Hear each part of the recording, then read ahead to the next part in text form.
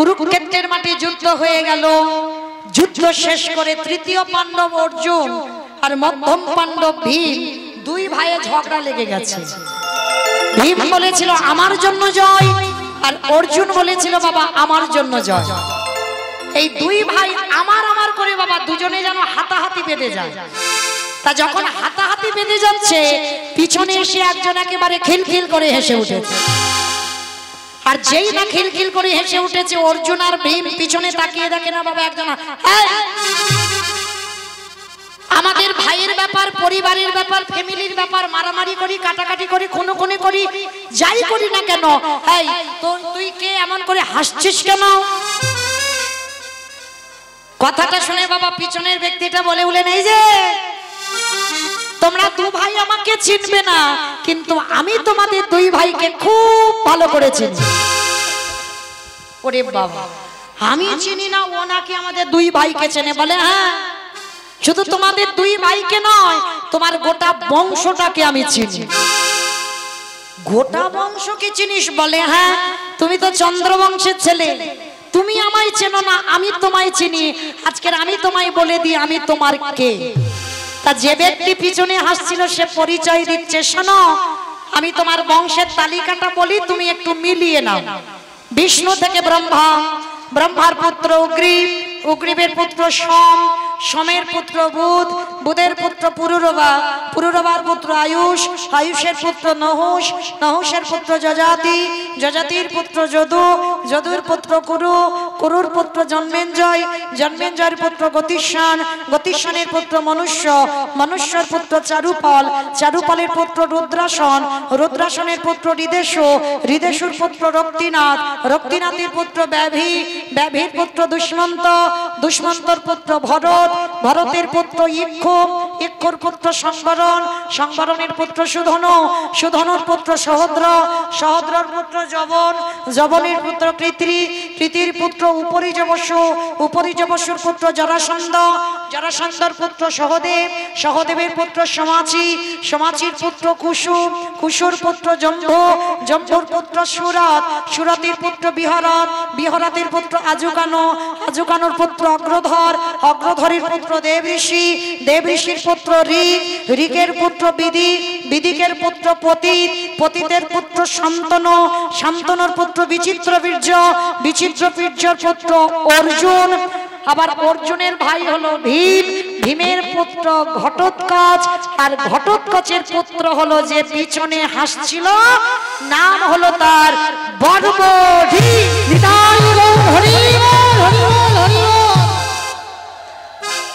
তাহলে বাবা পাণ্ডুর পুত্র ভীম, ভীমের পুত্র ঘটোৎকচ, আর ঘটোৎকচের পুত্র যে পিছনে হাসছিল কাটামুন্ডু, যার নাম হলো বর্বরী। তা অর্জুন আর ভীম বলছে, তোর মাথাটা কাটা কেন, তোর দেহটা কই? বলে তোমার কৃষ্ণকে প্রশ্ন করো। এইবার কৃষ্ণ এসে হাজির। কৃষ্ণ, এ যদি আমার নাতি হবে, এর দেহটা কই? তা ভগবান কৃষ্ণ মুচকি হেসে বললেন, শোনো অর্জুন, শোনো ভীম, তোমরা যখন যুদ্ধ করতে যাচ্ছিলে, তোমার এই নাতি বর্বরী আমার রথের সামনে অবরোধ করে দাঁড়িয়েছে,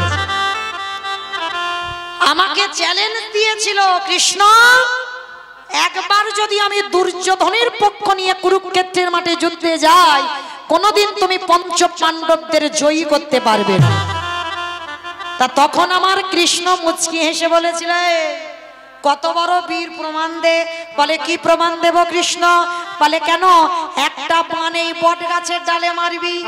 মানে যেখানে কথা হচ্ছিল বিশাল বড় একটা বট গাছ, পরীক্ষা নিচ্ছে কৃষ্ণ কি করে, এই যে বিশাল বড় বট গাছ, একটা বান মারবি, আর একটা বান মেরে যেন গাছে সব পাতা ছিদ্র হয়ে যায়। বলে কৃষ্ণ এ তো সোজা ব্যাপার, এই কাজ আর আমি করতে পারবো না। এইবার যেই না বর্বরিক বানটা স্মরণ করি বাবা, একেবারে বটবৃক্ষের ডালে মেরেছে, সঙ্গে সঙ্গে একটা বানে গাছে সব পাতা ছিদ্র হয়ে বান রিটার্ন ফিরে এসেছে। বর্বরিক বলছে, কৃষ্ণ ভালো করে দেখে নাও। ভগবান মুচকি মুচকি হাসছে। বর্বরিক বলছে, কৃষ্ণ তুমি হাসো কেন? বলে হাসবো না, বর্বরিক সব পাতা পাতা ছিদ্র করলি, কিন্তু 4টে পাতা তো ছিঁড়তে পারিসনি। বলে 4টে পাতা কোথায়? বলে কেন, দুটো হাতের তলায়, দুটো পায়ের তলায়। বড়বড়ি কত বড় ভক্ত, মুচকি হেসে বলছে হেসো না, হেসো না, হাসবে পরে, আগে দেখে তো না। যেই না করুণা সিন্ধু ভগবান হাতটা খুলেছে, দেখে না হাতের তলায় যে পাতা ছিল ছিঁড়ে। যেই না চরণ দোকান সরাইছে, দেখে না চরণের দুটো পাতা ছিদ্র হয়েছে।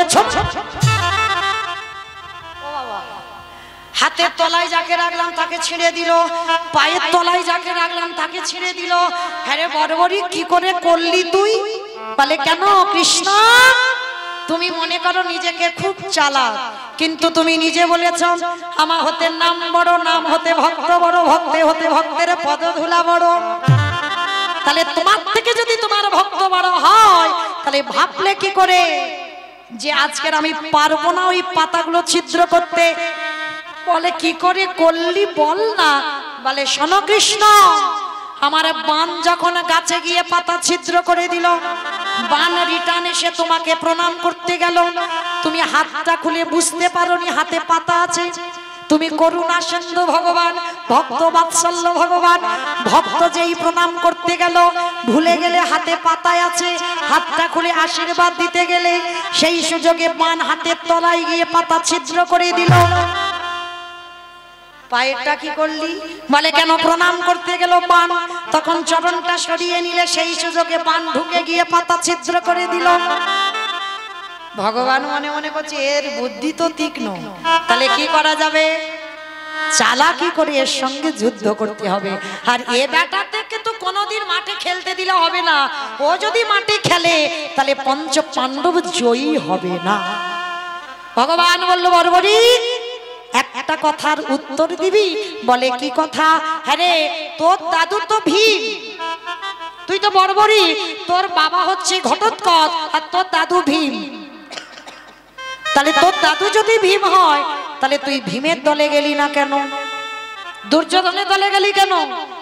বড়বড়ি বলছে কৃষ্ণ, এই প্রশ্নের উত্তর দেওয়ার টাইম এখন নয়, তবে যদি কোনোদিন সেই টাইম আসে আমি তোমাকে বলবো যে কেন আমি ভীমের দলে হলাম না, কেন দুর্যোধনের দলে হলাম। ভগবান বলে তাহলে এবার আমার সঙ্গে একটু যুদ্ধ করে দেখ। ভগবানের সঙ্গে যুদ্ধ শুরু হলো। বড়বড়িকে ইচ্ছা করে ভগবান বড়বড়িকে মারবার জন্য সুদর্শন চক্রকে আহ্বান করলো, আর ওই সুদর্শন চক্র দিয়ে বড়বড়িকের মস্তকটাকে ছেদন করে দিল। আর ওই বড়বড়িকের কাটা মন্দ ধুলাই পড়ে ছটফট করছে আর বলছে কই কৃষ্ণ, কই কৃষ্ণ, কোথায় কৃষ্ণ, কোথায় প্রাণ সখাকে, কতদিন তোরে দেখি না আমি, একবার দেখা রে।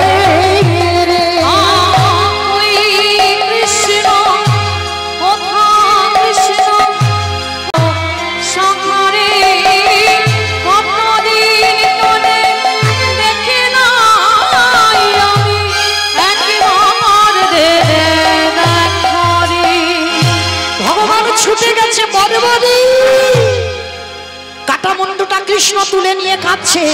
একই তুই কৃষ্ণ ভক্ত, তুই কেন বললি না? তখন বড়বড়িকের কাটামুন্ডু বলেছিল কৃষ্ণ, তুমি প্রশ্ন করেছিলে যে আমি পাণ্ডবদের দলে না হয়ে দুর্যোধনের দলে কেন হলাম। এবার শোনো কৃষ্ণ, তোমায় বলি, মনে রেখে দিও এই জগতে সবাই জানে আমার হৃদয়ে প্রেম ভক্তি নাই, কিন্তু আমার মায়ের নাম হলো কামকালিকা। বাবা যারা মহাভারত পড়েছেন জানবেন বড়বড়িকের মায়ের নাম হলো কামকালিকা। আবার অনেকে বলে মৌরবী, যেই কামকালিকা সেই মৌরবী। তো আজকে সেই কামকালিকা বড়বড়িককে ছোটবেলা থেকে শিখিয়েছিল, বড়বড়ি তোর যদি কোনোদিন যুদ্ধক্ষেত্রে নামতে হয়, তোর দাদু যে দলে থাকবে বাবা জীবনে সেই দলে যাবি না। বড়বড়ি ছোটবেলা থেকে প্রশ্ন করতো, কেন মা? বলে, ওরে তোরে দাদুরা হলো কৃষ্ণ ভক্ত, যদি তুই অন্য দলে যাস, যদি তোর দাদুদের হাতে তোর মরণ হয়ে যায়, তাহলে কোনদিন রাক্ষসকুলিতে আর থাকবি না, তুই দেবলোকে চলে যাবি। বড়বড়ি বলছে, কৃষ্ণ আমি কোনদিন ভাবি না, স্বয়ং কৃষ্ণ ভক্তের হাতে নয়, স্বয়ং ভগবানের হাতে আমার প্রাণ চলে যাবে। ভগবান বড়বড়িকে ধরে বললেন, বড়বড়ি আমার কাছে কি চাস বল। বড়বড়ি হেসে বলল, প্রভু যুদ্ধটা দেখবার একটু ইচ্ছা ছিল। বাবা আপনারা গীতা পড়েন, সঞ্জয় দিব্য নয়নে দেখে অন্ধ ধৃতরাষ্ট্রের কাছে বলেছিল, শুধু সঞ্জয় একা দেখেনি, এই বড়বড়িকের কাটা মুন্ডুও দেখেছিল। আর ভগবানের আশীর্বাদে বড়বড়িকের কাটা মুন্ডুটা চলে গেল রাজস্থান। আর রাজস্থানে যারা গেছেন, হ্যাঁ উত্তর ভারত বেড়াতে গেলে যায় রাজস্থানে, ওই রাজস্থানে বড়বড়িকের কাটা মুন্ডুটা এখন বাবা ঘাটু শ্যাম নামে পূজিত হচ্ছে। মানে ভগবানের ভক্তের মাথা ভগবান জ্ঞানে রাজস্থানের ভক্তরা পূজা করে, সেই বড়বড়িকের মাথা আজ রাজস্থানে ঘাটু শ্যাম নামে পূজিত হয়। তাহলে মায়েরা বলেন তো, বড়বড়িক যে কৃষ্ণ প্রাপ্তি হলো কার জন্য হলো? মায়ের জন্য হলো।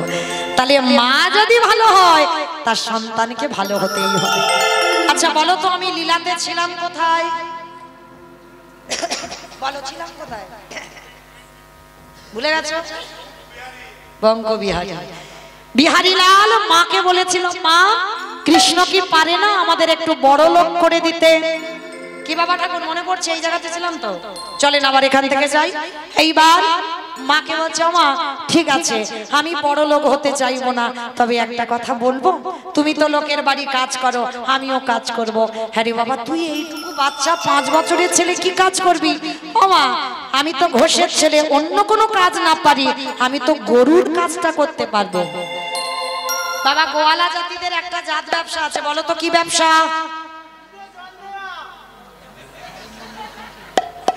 নাকি দুধে জল দেওয়া?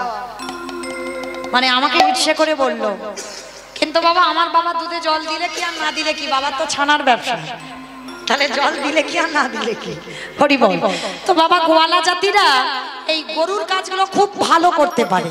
তো আজকে কি করেছে বিহারি, আজকের একটা বড় লোকের বাড়িতে গিয়ে কাজ পেয়েছে। কি কাজ? গরু চড়ানোর চাকরি, আর মাসে 4 আনা করে মাইনে দেবে, মানে 25 পয়সা। হমাইরা ছেলে কেমন তৈরি করেছে দেখো, মা দুঃখ মোচন করতে 5 বছরের ছেলে লোকের বাড়ি কাজে যাচ্ছে। আজকের কাজে যায় আর মাঠে মাঠে গরু চড়াই, আর কি করি জানো? ব্রজের কানুরে মাইরা টুলু ধনি প্রেম সে কোন দুঃখে তো রাজা হবি দারোগা ব্রজের কানুরে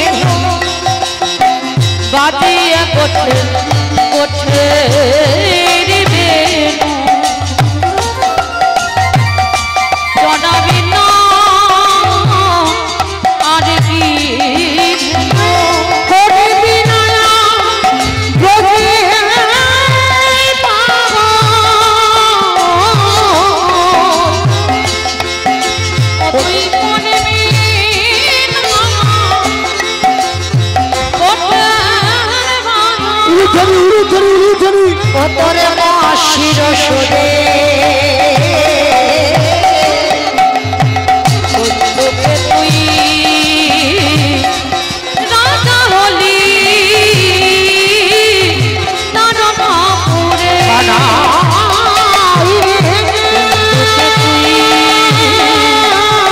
রাজা হলি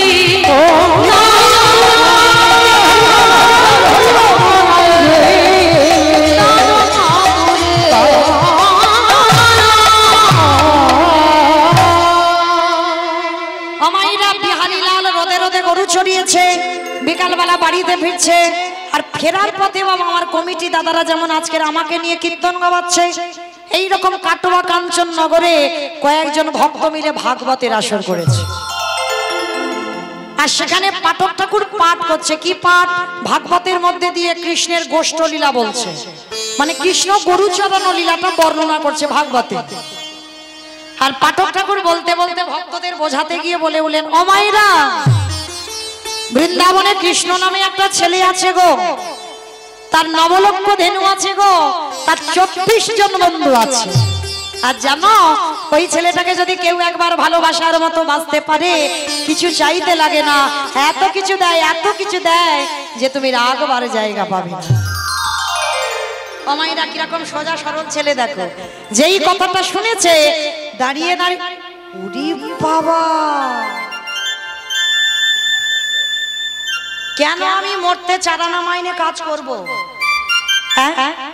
কাজ যদি করতে হয় আমি কৃষ্ণের বাড়ি কাজ করব ও কিন্তু জানে না মা কৃষ্ণ মানে ভগবান ও জানে কৃষ্ণ মানে আমার মতো একটা ছেলে আমি কৃষ্ণের বাড়িতে কাজ করব ওর নবলক্ষ ধেনুর মধ্যে আমি 2-4টে চড়াবো 24 জন বন্ধুর মধ্যে আমি একজন 25 জন হব আর ওকে নাকি ভালোবাসলে আর কিছু চাইতে লাগে না অভাব থাকে না ভালোই হলো বাবা ছুটতে ছুটতে মার কাছে গেছে ও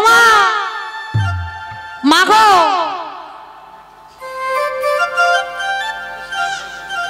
জয় রাধে কমিটি দাদা ভাইদের সমস্ত ভাই দাদা ভাই বাবারা যারা যারা আছেন সবার তরফ থেকে আমার গোবিন্দ সেবার জন্য 200 টাকা আমার গোবিন্দ সেবায় দান করেছেন নিতাই গৌর কৃষ্ণ প্রেমানন্দে হরি বল হরি বল তো আজকের বাবা বিহারীলাল ছুটতে ছুটতে মার কাছে গেছে ও মা কিরে বাবা ও মা আমি যে বাড়িতে কাজ করছিলাম চারানা মাইনে আমি কাজ ছেড়ে দিয়েছি কেন রে বাবা ছেড়ে দিলি কেন আমি তো নতুন চাকরি পেয়ে গেছি নতুন চাকরি পেয়েছিস মানে কোথায় আরে জায়গাটার নাম হলো বৃন্দাবন বৃন্দাবনে চাকরি পেয়েছিস কি চাকরি বলে কেন কৃষ্ণ ওই যে নবলক্ষ ধেনু আছে আর নবলক্ষ ধেনুর মধ্যে বাবা আমি 2-4টে চড়াবো 24 জন বন্ধুর মধ্যে আমি একজন হব আর তাকে ভালোবাসলে নাকি কিছু চাইতে লাগে না এত কিছু দিয়ে দেয় নাকি রাগবার জায়গা থাকে না ওই জন্য আমি কৃষ্ণের বাড়িতে কাজ করব মা খিলখিল করে হেসে হ্যাঁ রে পাগল ছেলে ওটা তো লীলা কৃষ্ণকে বৃন্দাবনে আছে 125 বছর বয়সে জরাবাদের তীরে দেহত্যাগ করেছে কৃষ্ণ না তুমি জানো না বৃন্দাবনে কৃষ্ণ আছে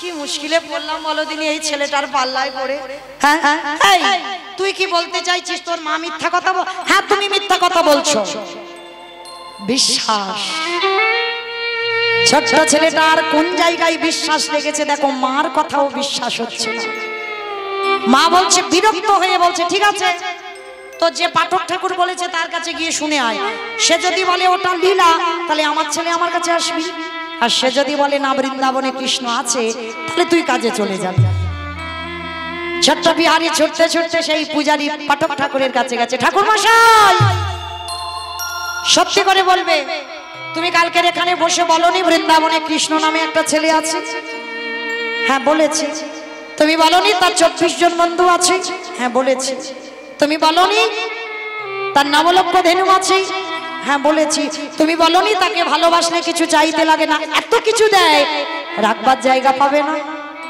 বলনি হ্যাঁ বলেছি তা কি হয়েছে তুমি জানো তোমার কথা শুনে আমি যে বাড়িতে চারানা মাইনের কাজ করছিলাম ওই কাজ আমি ছেড়ে দিয়েছি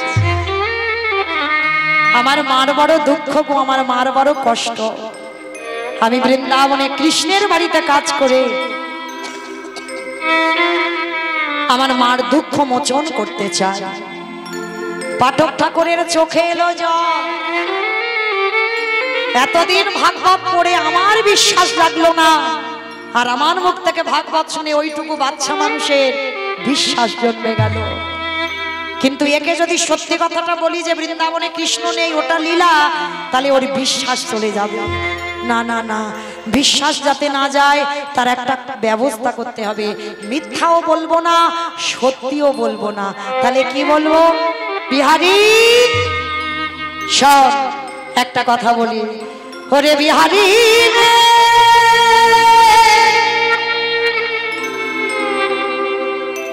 ওরে তোরে প্রেম তোর ভক্তিতে আমার কৃষ্ণকে ব্রজধামে নামেতে ওরে বিহারী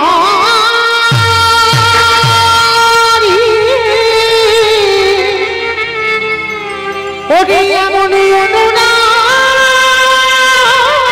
না হলে কৃষ্ণ পাওয়া যায় এমন ভালোবাসা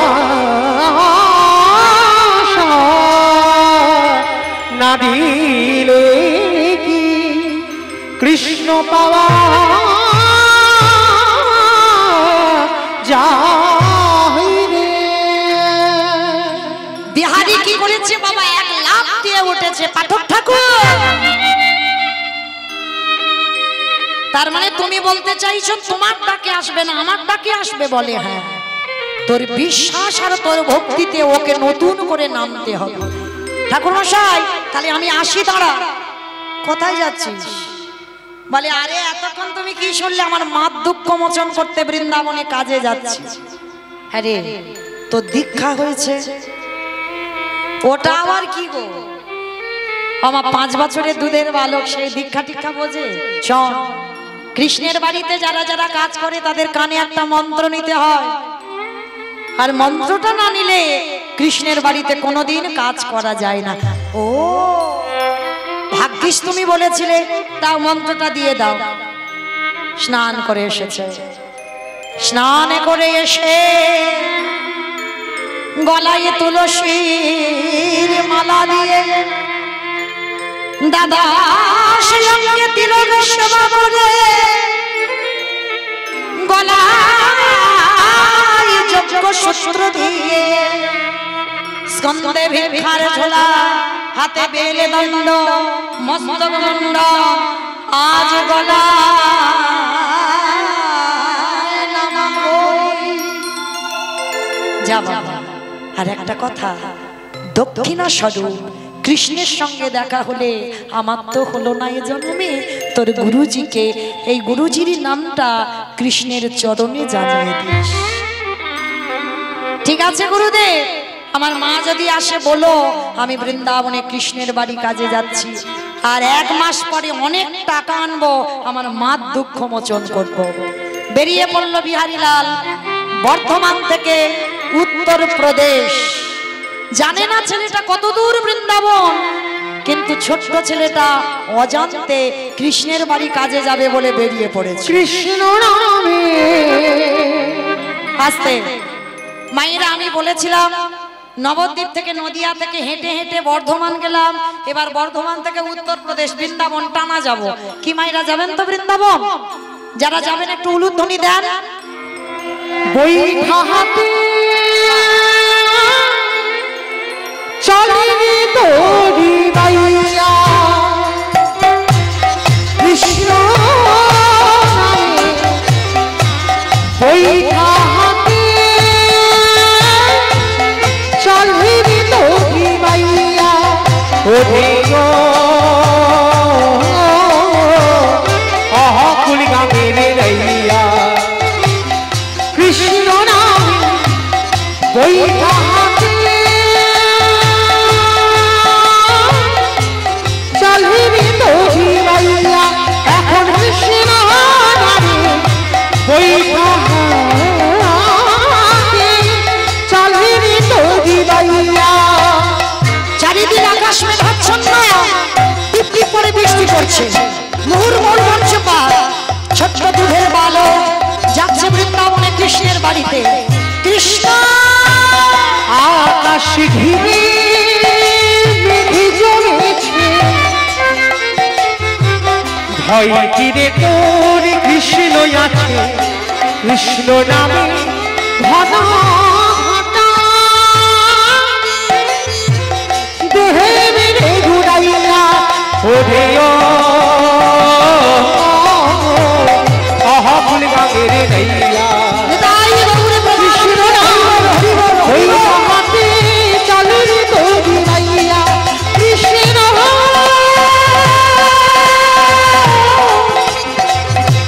দেখা দে দেখা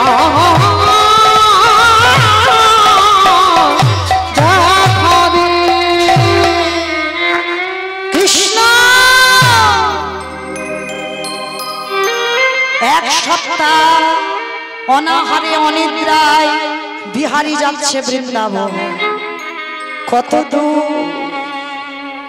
আর যে চলতে পারি না কৃষ্ণ একবার আমার কাছে করে ডেকে নে না বন্ধু দেখা আর যে আমি চলতে পারি না ওরে কৃষ্ণ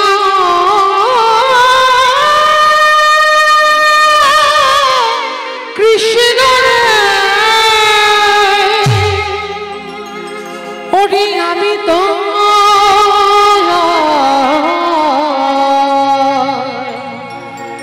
চলিতে পারি না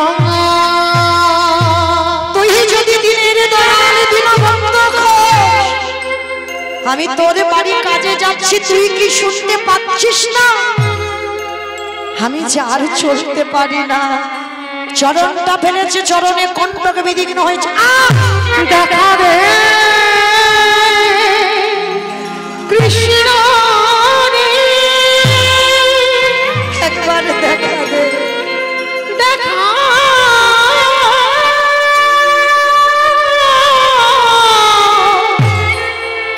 দেখা রে কৃষ্ণ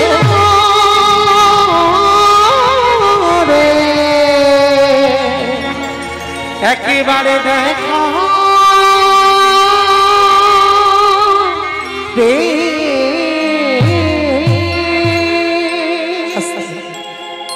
মায়েরা বুঝতে পারছি কষ্ট হচ্ছে মাত্র 10 মিনিট আর বসেন 10 মিনিট পরে আপনাদের ঘুমানোর ব্যবস্থা আমি করে দেব 10 মিনিট নিজে বিছানা করে ঘুম পাড়িয়ে চলে যাব হরি বল আর 10 মিনিট অপেক্ষা করেন তো আজকের বিহারী কি করেছে বাবা হাঁটতে হাঁটতে আর চলতে পারে না চরণ দিয়ে রক্তের ধারা পড়ছে কত দূর আর কত দূর তোর বাড়ি বল আমি তো আর চলতে পারছি না খিদের জ্বালায় উদর জ্বলছে দেখা দে দেখা দে দেখা দে ওই শিকড়ে পাটা আটকে গিয়ে বিহারী লাল আছাড় খেয়ে পড়ে গেল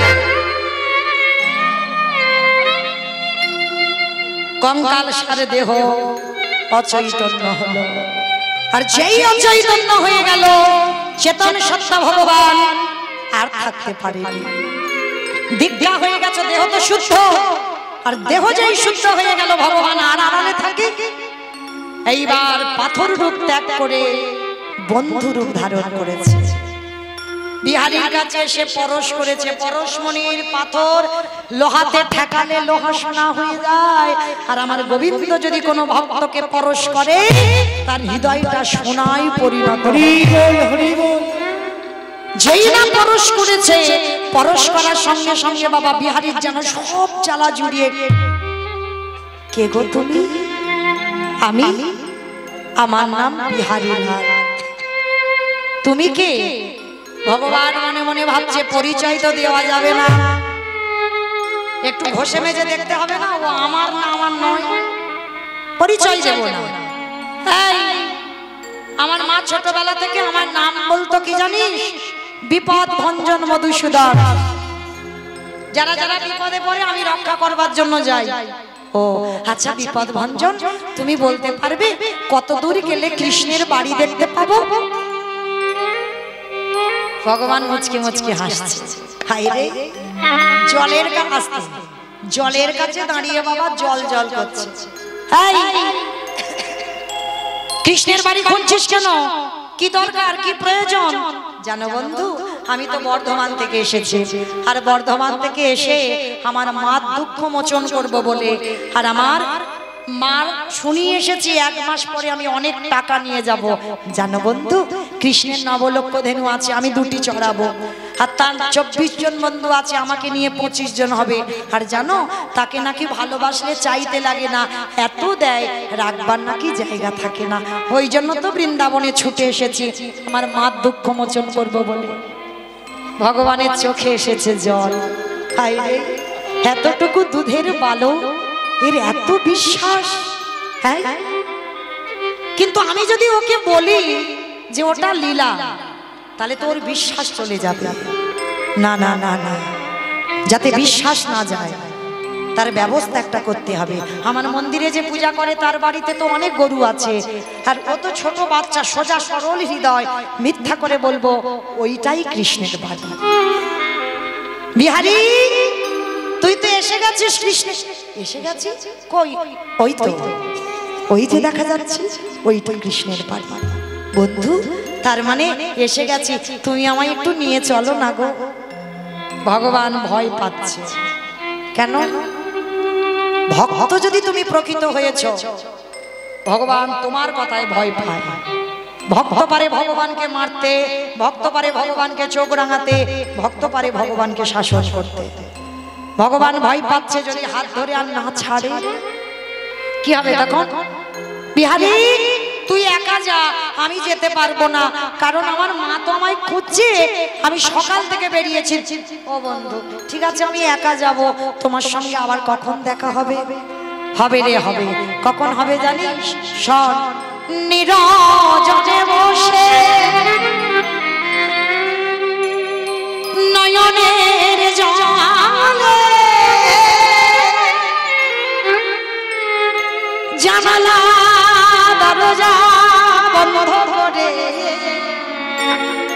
যদি ডাকারে মতো ডাকিতে পারো, আমি যে ভক্তে ভগবান হয়ে ওরে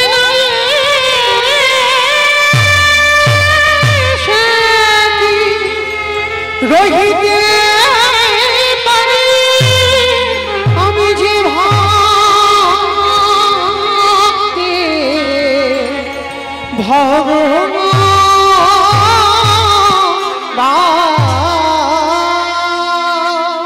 ছোট্ট বিহারীলাল আজকে ছুটতে ছুটতে সেই পূজারীর বাড়িতে গেছে, গিয়ে ডাকছে কৃষ্ণ কৃষ্ণ কৃষ্ণ। পূজারী বেরিয়ে, এই কে তোর কৃষ্ণ? কাকে চাস আর কাকে বারে বারে ডাকছিস? আর এখানে কৃষ্ণ আসবে কোথা থেকে? ছোট্ট ছেলে, আমি জানি গো, জানি, আমার বিপদ ভঞ্জন বলে দিয়েছে এটা কৃষ্ণের বাড়ি। আচ্ছা, তুমি কি কৃষ্ণের বাবা? ছোট্ট সোজা সরল ছেলে তো সমস্ত ঘটনাটা বিহারীর মুখ থেকে শুনল। শোনার পরে পূজারী মনে মনে চিন্তা করলো, হাই রে, এতটুকু ছেলে এত মাতৃভক্তি, কিন্তু এ কি জানে না কৃষ্ণ আর ব্রজে নাই। 125 বছর বয়সে জরা ব্যাধির তীরে দেহত্যাগ করেছেন। কি করে বোঝাবো আমি একে? না না না, এর বিশ্বাস আমি কেড়ে নিতে পারি না। যা হয় হোক, আমি মিথ্যা করে বলবো এটাই কৃষ্ণের বাড়ি। তবে বাবা একটা কথা মিথ্যা বললো না, সত্যি বললো না। শোন বিহারী, আমার একটা নিজের ছেলে আছে যার নাম গোপাল। আজকে থেকে তুই হলি আমার আরো একটা ছেলে বিহারীলাল, আর কৃষ্ণ আমার একটা ছেলে। তবে হঠাৎ সে দেখা দেয়, অনেক সাধ্য সাধনা করতে হয়, তবে যদি তার দেখা পাওয়া যায়। ও বাবা, ও নিয়ে তুমি ভেবো না, এমন কায়দা করে ডাকবো না ও আমার ডাকে সাড়া দিতে বাধ্য হবে। আশ্রয় পেয়ে গেল। বৃন্দাবনের মাটিতে। মনে রাখবে বাবা, কৃষ্ণ ভক্ত যদি তুমি হয়েছো, জীবনে তোমার খাওয়া আর থাকার অভাব হবে না। তোমার যদি এক কুল ভেঙেও যায়, আর এক কুল তোমার গড়বেই গড়বে।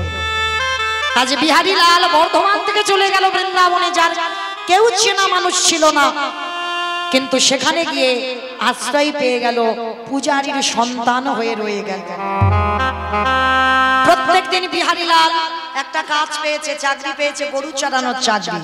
প্রত্যেক দিন মাঠে গরু চড়াতে যায়, আর মনে মনে ভাবে, আচ্ছা আমি তো বাড়ি থেকে শুনে এসেছি কৃষ্ণের নবলক্ষ দেব, তার 24 জন বন্ধু, তা কৃষ্ণ কই, তার বন্ধু কই, আর তার গরু কই? ও আমার তো ভুল। বাবা তো বলল ওকে নাকি অনেক করে ডাকতে হয়, তবে নাকি দেখা দেয়। কই দেখি তো একবার ডেকে। কিরকম সরলতাই ভগবান এসে দাঁড়াচ্ছে দেখেন। ভগবান তো ওই জায়গাটা দুর্বল হয় যার হৃদয়টা সরল সোজা হয়। আর যার হৃদয়, ওই দেখেছো জিলিপি ভাজছিল, জিলিপি যেমন কত রকমের প্যাঁচ, যত প্যাঁচ হবে তত বাবা ভগবানের চরণ থেকে তুমি সরে। তো আজকে সরলতাই ভগবান এসে হাজির হচ্ছে। আজকের বৃন্দাবনের মাঠে চোখ দুটো বন্ধ করে ডাকছে, কই একবার ডেকে দেখি তো মাধব ব্রজ মোহন শ্যাম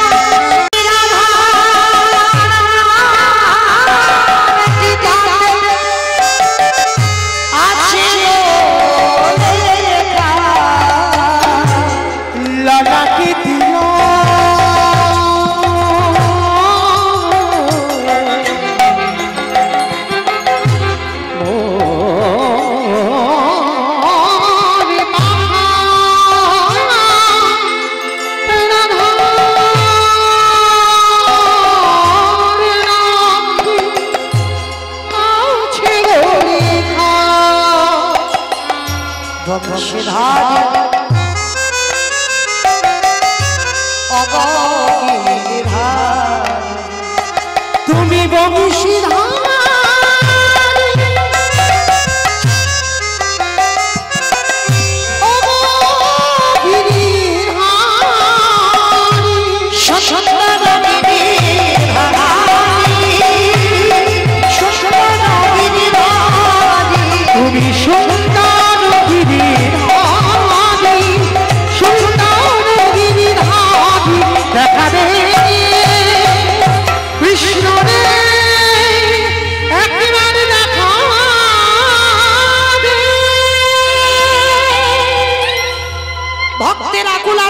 ভগবান থাকতে পারলো না, সৃষ্টি করলো নবলক্ষ ধেনু, সৃষ্টি করলো 24 জন মন্ত্র, সৃষ্টি করলো নবলক্ষ ধেনু।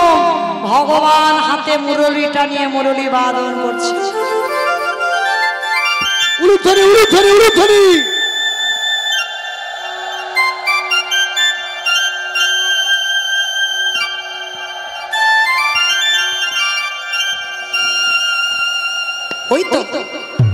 ওই তোমার বন্ধু কৃষ্ণ, কৃষ্ণ যা হলো হলো, কালকে আমি তোর সঙ্গে তোর মাঠে গরু চড়াবো। বাবা সেদিনটা হয়ে গেল, বিহারি বাড়িতে চলে গেল। পরের দিন হয়ে গেল একাদশী। পরের দিন একাদশী, বিহারি মাঠে গেছে একাদশী করতে। করে বলবে, আচ্ছা আমি চলে যাওয়ার পর আমার কথা কারণ মনে থাকবে? আমি চলে যাওয়ার পর কারণ আমার কথা মনে থাকবে? থাকবে?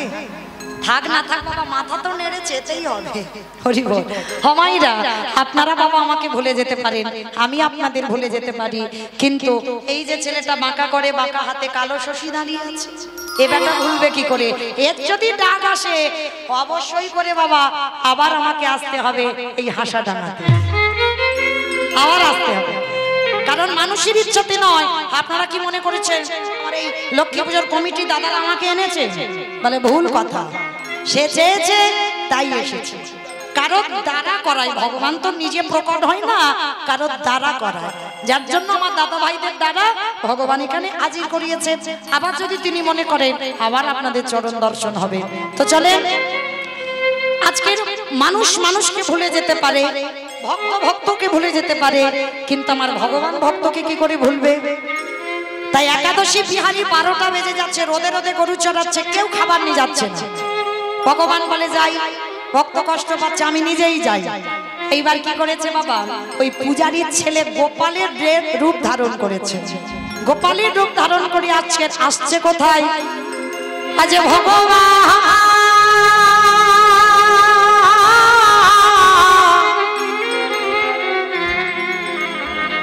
আজ ভক্তের লাগি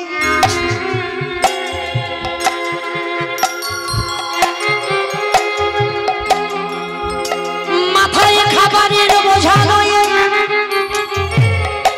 ভক্তের লাগি ভগবান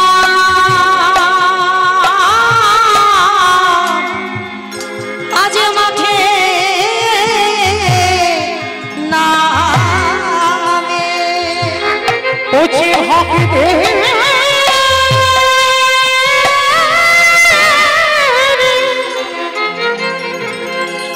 ওছে ভক্তির ভগবান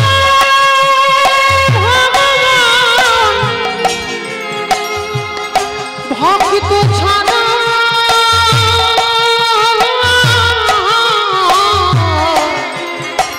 ভক্ত ছাড়া রইবে না। বাবা যারা এখানে গীতা পাঠ করেন, গীতার একটা শ্লোক আছে, অনন্যা চিন্তায়ন্ত মাং যেজনা পাঠ জপস্মে তেষ্বারিন্দাভিযুক্তানাম যোগক্ষেয়া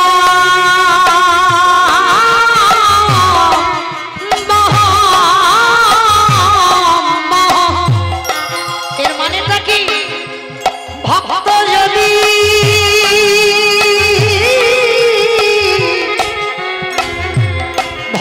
যদি অন্যান্য চিন্তাবাদী দিয়ে শুধুমাত্র গোবিন্দ চিন্তায় মগ্ন হয়, আমার গোবিন্দ বললেন সেই ভক্তের বোঝা আমি ভগবান হয়ে যোগক্ষেম বহম ভক্তির বোঝা মাথায় কোণে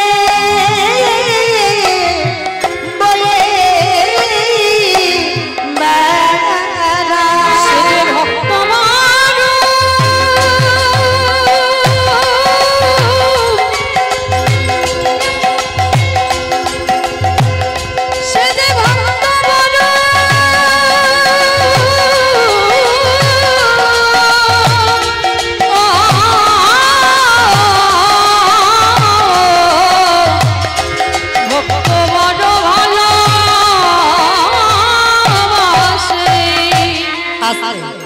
আজকের বিহারি কি করেছে বাবা? সেই গোপালের রূপ ধারণ করে ভগবান ছদ্মবেশে খাইয়ে এসেছে। বিকালবেলা বাড়িতে এসেছে, বিহারি এসে বাবাকে বলছে, বাবা তুমি ওইটুকু ভাই গোপালকে পাঠিয়েছো? আর গোপাল তো রেগে গেছে, এই বাবাকে মিথ্যা বলছিস কেন? আমি কি গেছিলাম তোর খাবার নিয়ে? বাবা আদৌ তো ও যায়নি, ভগবান ওর রূপ ধারণ করে গেল। এইবার যেই না ভগবান মন্দিরে বসে বসে হাসছে,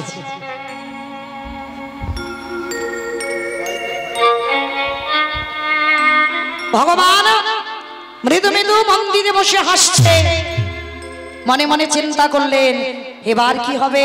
পূজারী মনে মনে করছে আমি তো আমার গোপালকে পাঠাইনি, গোপাল বলছে আমি যাই নাই, তাহলে আমি মিথ্যা বলি না, আমার ছেলে মিথ্যা বলে না, বিহারী মিথ্যা বলে না, তাহলে মিথ্যা বলছে কে? মন্দিরের দরজাটা খুলেছে, দেখে না বাঁকা করে বাঁকা হাতে কালো শশী দাঁড়িয়েছে, আরে দেখে না তার চরণ দিকে রক্তের ধারা বয়ে যাচ্ছে। ভক্তির লাগি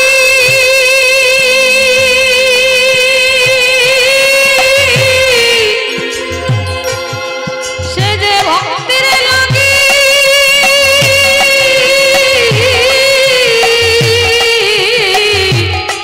ভক্তির লাগি সব করিতে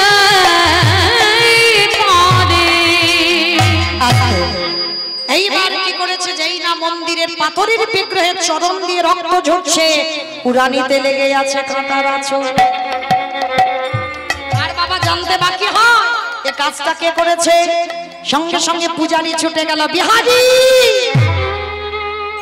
তোর জন্য আমার মন্দিরের শিব বিগ্রহ মাঠে নেমেছিল, আজকের পর থেকে তুই মাঠের কাজ করবি না, আজকের পর থেকে তুই মন্দিরের দারোয়ান হয়ে যাবি। মায়েরা চাকরির প্রমোশন হয়ে গেল, মাইনে বেড়ে গেল, এইবার মন্দিরের দারোয়ান হয়ে থাকে প্রত্যেকটা দিন।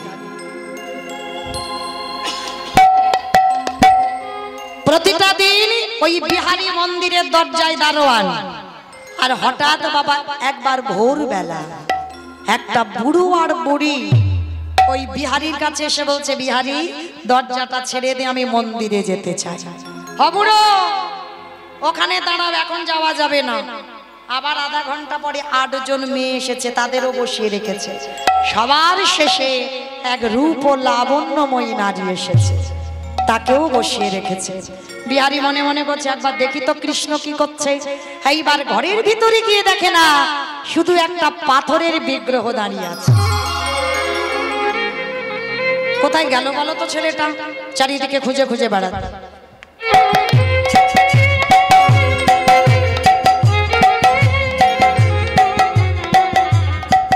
দেখতে পাচ্ছি না কেন? আমি তো পাহারা দিচ্ছিলাম, ও তো আমার চোখে ধুলো দিতে পারে না, তাহলে গেল কোথায়? চিন্তায় পড়ে গেল। ভগবান মনে মনে ভাবছে এবার একটু সাক্ষাৎ আমি দেখা দিই। পাথর রূপ ত্যাগ করেছে, হরি বল। পাথর রূপ ত্যাগ করে ডাক দিয়েছে, বিহারী রে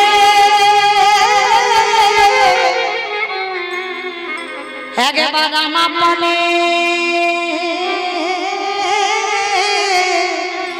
চেয়ে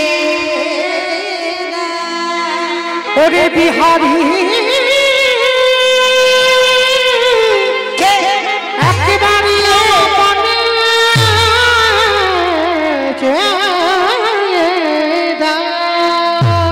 আস্তে একবার আমার পানে চেয়ে দেখ। যেই না বলেছে আমার পানে চেয়ে দেখ, সঙ্গে সঙ্গে দেখে না কৃষ্ণের মতো দেখতে একজন।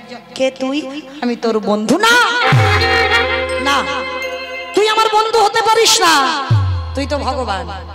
ওরে যে আমায় যেমন ভাবে ডাকে, কেউ যদি বলে পুত্র হয়ে যাই পুত্র, কেউ যদি বলে পতি হয়ে যাই পতি, কেউ যদি বলে চরণের দাস হয়ে যাই চরণের দাস, কেউ যদি বলে ঘরের দারোয়ান হয়ে যাই আমি তার বলি রাজার মতো তার ঘরে দারোয়ান।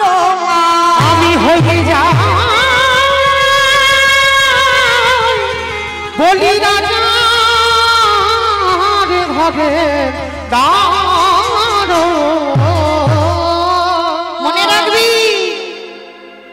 যে যেমন ভাবে আমায় ডাকবে, চরণ ধরে বলে যাচ্ছি মা, কেউ যেন আমার ভগবানকে কাঠ খড় মাটি পিকচার ভেবো না। যে যেমন ভাববে আজীবন ভগবান তার কাছে তেমন। যদি কেউ বলে অচল তো অচল, কেউ যদি বলে সচল তো সচল। ও দেখতে পায়, কথা বলতে পারে, হাসতে পারে, ও সব পারে, শুধু ডাকার কাছে অসুবিধা। যে যেমন ডাকবে তার কাছে তেমন। তো আজকে বিহারী ছুটে গিয়ে কৃষ্ণকে জড়িয়ে ধরে বলছে, কৃষ্ণ আমি এত বোকা বলে না, তুই বোকা নয়, তুই চালাক। কারণ সরলতা হলেই তবে তো আমি ধরা দিই। তোর সরলতায় আমি ছুটে এসেছি তোর কাছে। হ্যাঁ রে কৃষ্ণ, বাইরে ওই বুড়ো বুড়ি দুটোকে বলে, বুড়ো বুড়ি দুটো চিনলি না? ওটা শিব আর দুর্গা। রাধে রাধে।